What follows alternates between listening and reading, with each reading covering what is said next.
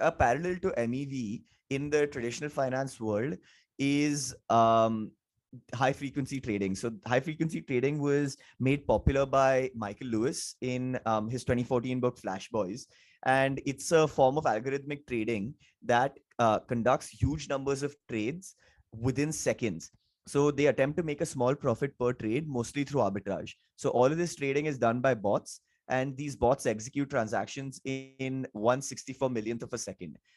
So the way that this links to MEV is that MEV also exploits risk-free transactions by using the core features of the blockchain that it is built on, right?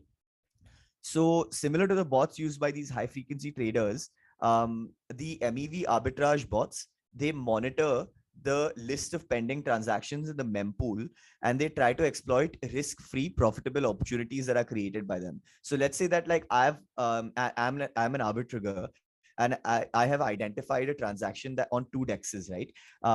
That that will make me a risk-free profit. So let's say the price of Ethereum on Dex A is 1,000 pounds, and the price of Ethereum on Dex B is like 1,010 pounds. So what I do is I buy Ethereum on Dex A, and then I immediately list it for sale on Dex B. So and I want both those transactions to be included in the same block. So that means that the price discrepancy stays, right? And then I can essentially profit off the 10 pound difference that is there between the price of the same asset on both exchanges. So because it's the same asset, the profit that I make here is risk free, right? So what these arbitrage bots do is that they look through the mempool and they say, oh wow, this is a transaction that has absolutely no risk associated with it, and it's just pure profit, right? So these are pure revenue opportunities. So what bots do is that they compete against each other in priority gas auctions. So these are called PGAs, and they bid up transaction fees, like we said before, to ensure that their transactions defeat those of other bots and are executed and included in the block first. So because their transaction will be done first, that means they'll be the only one to capture the profit, right? So essentially, this is just a form of front running, and the losers are usually regular users, right?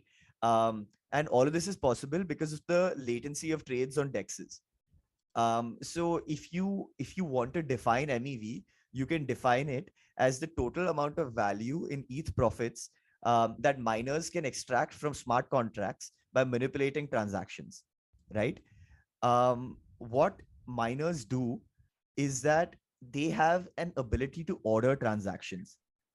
So when a transaction is in when there are these 10,000 transactions, 15,000 transactions in the mempool, and a miner has to select 10,000 transactions to be included on the block, what this inherently gives them is the power to order these transactions. So what they can do is they can reorder users transactions and insert their own.